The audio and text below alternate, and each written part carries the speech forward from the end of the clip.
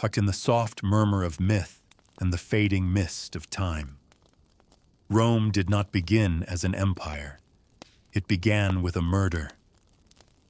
Long before legions thundered through Gaul, before Caesar crossed the Rubicon, and centuries before the empire split under the weight of civil war and faith. There were two brothers, Romulus and Remus, born of noble blood but abandoned at birth.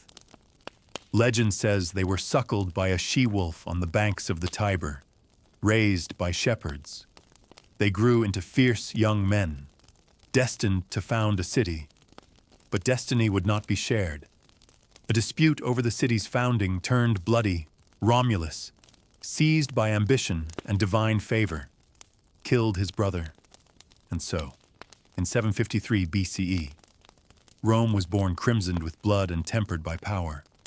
Romulus gave the city his name, and its placement on 7 hills near the Tiber offered both strategic strength and a symbolic elevation above all others. The fledgling city grew under the rule of 7 kings. Some were just, others cruel. Each left a mark on the stones and spirit of Rome.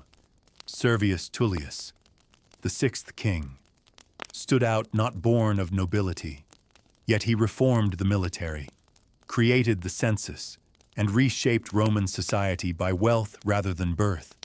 But the monarchy would not last. The 7th and final king, Lucius Tarquinius Superbus, ruled with arrogance and terror. When his son raped a noblewoman named Lucretia, her subsequent suicide shook Rome to its core. Enraged, the Roman nobility revolted. In 509 BCE, monarchy fell. Rome cast aside its kings and founded a new system, the Republic, a realm governed not by one man, but by the people.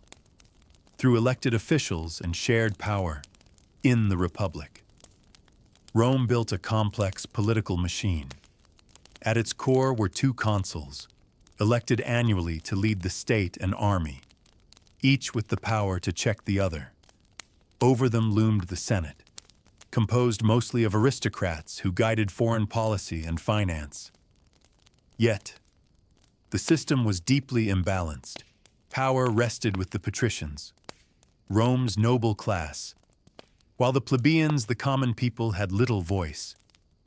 Tension simmered, sometimes erupting into protest or secession. The conflict of the orders, a centuries-long struggle, slowly eroded patrician dominance. Concessions were won. The 12 Tables, Rome's first codified laws, were engraved in 450 BCE. Later came the tribunes of the plebs, officials empowered to veto unjust laws. Over time, plebeians gained access to higher offices, including the consulship, while internal reform crept forward. Rome expanded outward.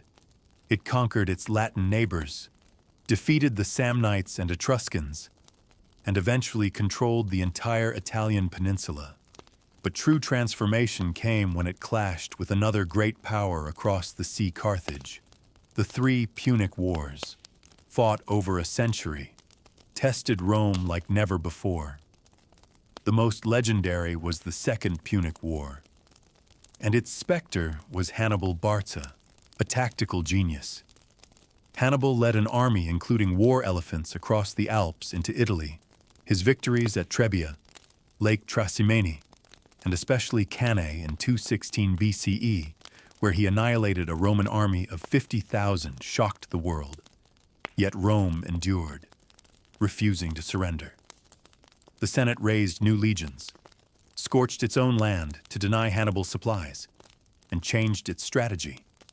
Years later, Roman general Scipio Africanus struck Carthage directly.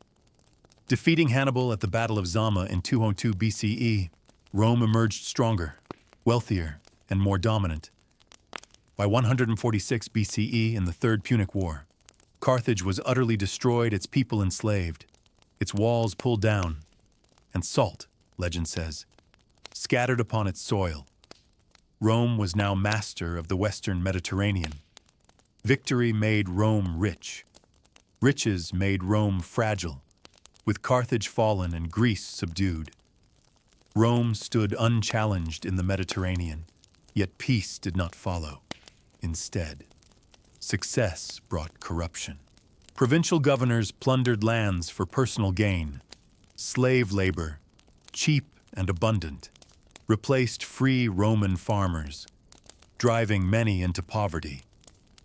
The ancient balance of the Republic began to falter. At the heart of the turmoil were Rome's institutions designed for a city-state, now overwhelmed by an empire. The Senate grew arrogant and self-serving. Ambitious men found power not through office, but through military command and popular support. Two names ignited the first sparks of reform and conflict: Tiberius and Gaius Gracchus. Tiberius, elected tribune in 133 BCE, sought to limit the size of landholdings and redistribute property to the poor. He bypassed the Senate, appealing directly to the people. But such defiance could not go unanswered. In a brutal show of senatorial wrath, Tiberius was clubbed to death on the Capitol Hill, along with hundreds of his followers. A decade later, Gaius tried again. He expanded grain subsidies and offered Roman citizenship to allies. But again, the Senate resisted. Violence erupted.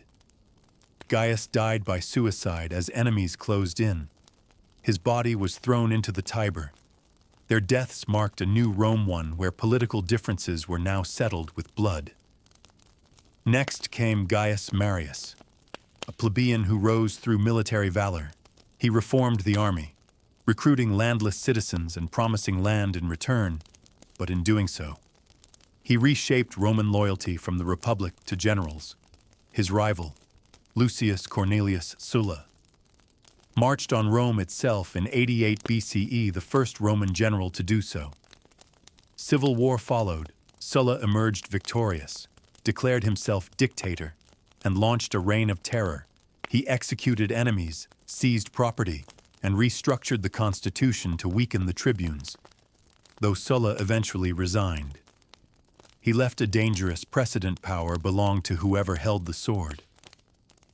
Among the young men who watched Sulla's tyranny was Gaius Julius Caesar, ambitious, cunning, and determined to succeed. With charisma and brilliance, Caesar climbed the ranks. He formed the first triumvirate, an unofficial alliance with Pompey the Great and Crassus, Rome's richest man. With their support, Caesar secured a consulship and a command in Gaul, where over 8 years, he conquered modern-day France, crossing the Rhine and even reaching Britain. His military genius and generosity made him beloved by soldiers and feared by the Senate. But Crassus died in battle, and tensions with Pompey escalated, ordered to return to Rome without his army. Caesar faced a choice: surrender or seize power. He chose the latter. In 49 BCE, Caesar crossed the Rubicon River, a direct act of war. Alea iacta est, the die is cast, he declared. Civil war erupted. Caesar marched on Rome. Pompey fled to Greece, where he was ultimately defeated at Pharsalus, seeking refuge in Egypt. Pompey was murdered by order of Pharaoh Ptolemy III, trying to curry Caesar's favor. Caesar pursued, only to find chaos in Alexandria. He aligned with Cleopatra VII, restored her to power, and began a famous love affair in Rome.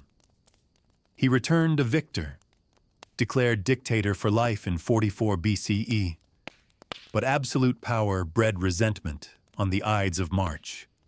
A group of senators, including his friend Brutus, stabbed him 23 times in the theater of Pompey, with Caesar's blood spilled. The Republic breathed its last. Power did not return to the Senate. Instead, it shifted to Caesar's heir Octavian and two others, Mark Antony and Lepidus. Together, they formed the Second Triumvirate, hunting Caesar's assassins and defeating them at Philippi in 42 BCE. But like all triumvirates, Unity crumbled. Octavian controlled the West. Antony ruled the East and fell deeper into Cleopatra's grasp. Rome grew suspicious. When Antony divorced Octavian's sister to marry Cleopatra, the Senate declared war on Egypt in 31 BCE at the Battle of Actium. Octavian's navy defeated Antony and Cleopatra. The lovers fled to Egypt and took their lives as Octavian closed in. The Republic was dead. Octavian, now Augustus, became Rome's first emperor in 27 BCE, cloaking power in republican terms, but wielding absolute control. The Republic was an illusion. The empire was a performance. With the death of Cleopatra and Mark Antony, Octavian stood unchallenged, but he was careful. He knew Rome had once killed a king and feared the rise of tyrants. So, in 27 BCE, he took the title Augustus, meaning the revered one. Rather than king or dictator, he claimed to restore the Republic. But in truth, he became emperor in all but name. Augustus brought peace to a war-weary world. He reduced the size of the army, created a permanent imperial guard, the Praetorians, and rebuilt the city of Rome in marble. He passed laws to promote morality, encouraged marriage and childbirth, and centralized power under his control. The provinces flourished under Roman administration. Roads, aqueducts, and theaters sprang up from Spain to Syria. Commerce flowed. Banditry declined. This was the beginning of the Pax Romana, 2 centuries of relative peace and prosperity. But Augustus ruled with care, never calling himself a monarch, princeps. He said first citizen. He died in 14 CE, having ruled for over 40 years. His final words: "Have I played the part well?" The curtain closed, and Rome's imperial play continued. Augustus was succeeded by his stepson Tiberius, a brooding and suspicious man, though capable. He ruled reluctantly, retreating to the island of Capri in his final years and letting corruption fester in Rome. Then came Caligula, the young great-nephew of Tiberius. At first, he was adored, but a mysterious illness, perhaps madness, transformed him.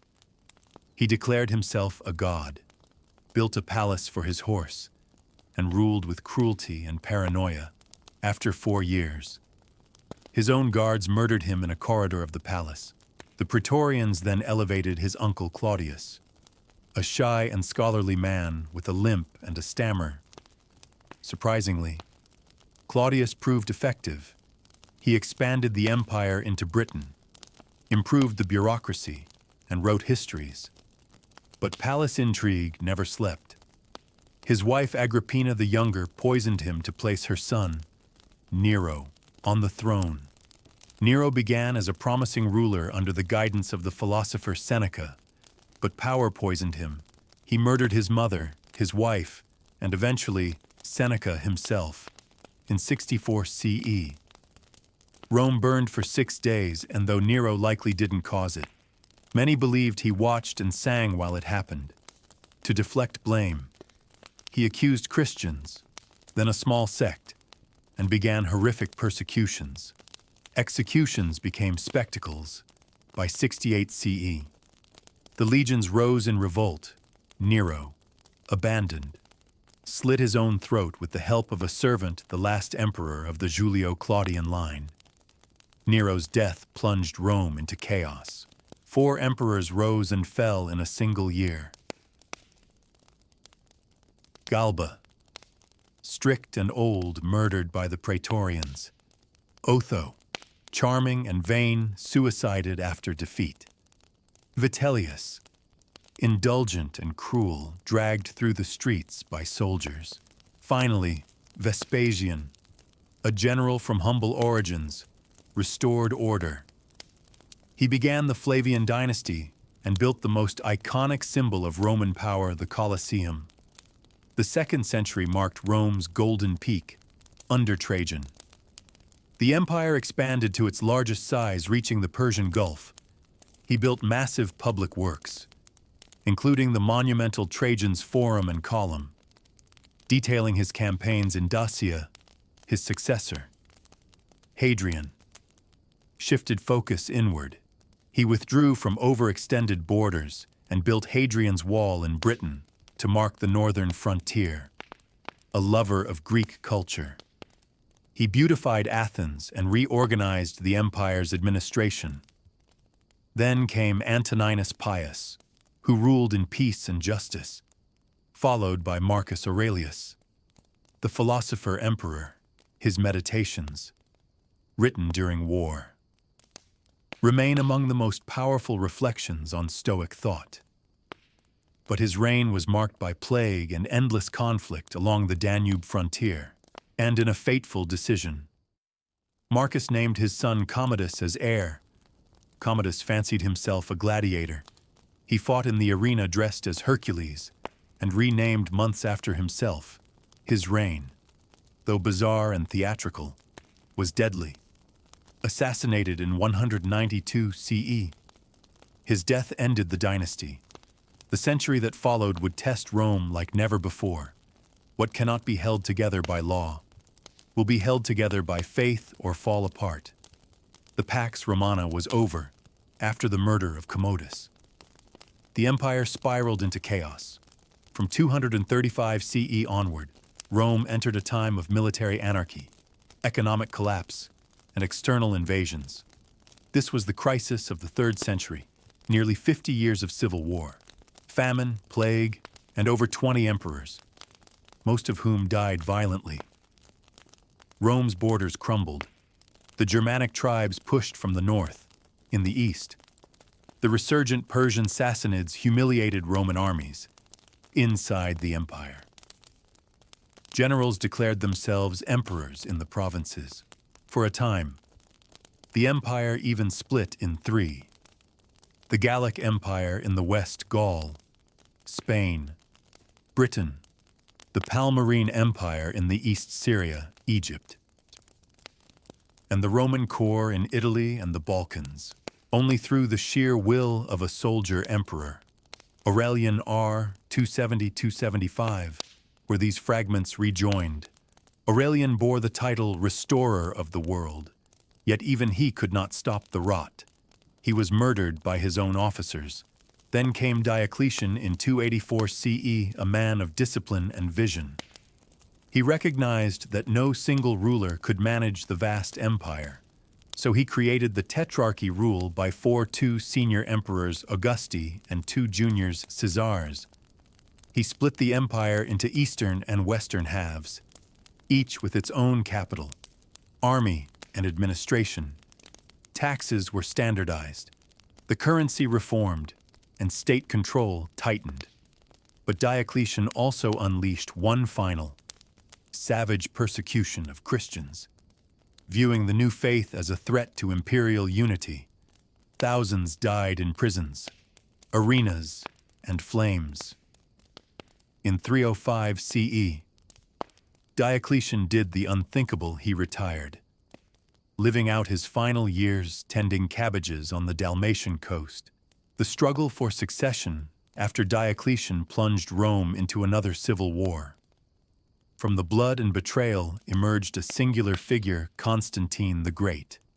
Before the Battle of the Milvian Bridge in 312 CE, Constantine saw a vision, a cross in the sky, and the words, "In this sign, conquer."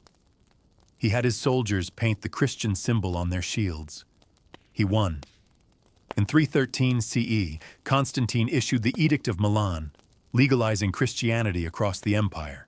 Over time, he favored the church, funded basilicas, and convened the Council of Nicaea, 325 CE, establishing Christian orthodoxy. Constantine also moved the imperial capital to Byzantium, renaming it Constantinople, the New Rome. He ruled both east and west until his death in 337 CE, baptized on his deathbed. Rome, once the city of Jupiter and Mars, now bowed to the cross. After Constantine, Rome was divided again between his sons. then further fragmented over the decades, the Eastern Roman Empire, stronger, richer, and more defensible, endured. But the Western Roman Empire began to collapse under its own weight. Corruption, overtaxation, and shrinking military recruitment drained its strength. Worse still, a wave of migrations and invasions overwhelmed the western provinces. In 376 CE, the Visigoths crossed the Danube. Fleeing the Huns, Rome mistreated them. 2 years later, they rebelled and defeated a Roman army at Adrianople, killing the Emperor Valens. In 410 CE, under Alaric, the Visigoths sacked Rome itself, the first time in 800 years. Vandals, Suebi, and Burgundians carved kingdoms out of Gaul and Spain. In 455 CE, the Vandals looted Rome again, taking everything of value, including the emperor's daughters. The empire limped on, a shadow of its former glory. Its military relied on mercenaries, its authority meaningless outside Italy. In 476 CE, a Germanic chieftain named Odoacer deposed the boy emperor Romulus Augustulus, a poetic end, sharing the names of both Rome's founder and its first emperor. Odoacer did not take the title emperor. Instead, he sent the imperial regalia to Constantinople, acknowledging the Eastern emperor but ruling Italy in his own right. The Western Roman Empire was no more. Yet in the East, the Roman legacy endured. The Byzantine Empire, Roman in law, Greek in culture, and Christian in faith, would live on for another 1,000 years, until the fall of Constantinople in 1453. Rome did not die, it transformed. Its roads became Europe's arteries. Its language became the root of Italian, French, Spanish, and more. Its laws inspired constitutions. Its architecture shaped cathedrals and capitals, and its stories of Julius Caesar, Augustus, Nero, and Constantine still echo in our books, our films, and our imaginations. From humble beginnings by the Tiber River to dominion over the known world, and finally to graceful ruin, the Roman Empire remains history's greatest epic, a story not just of glory and violence, but of identity, civilization, and the eternal quest for power. So now, let the lamps go dim, let the marble crumble, let the lions sleep. Rome has fallen, but Rome is never gone.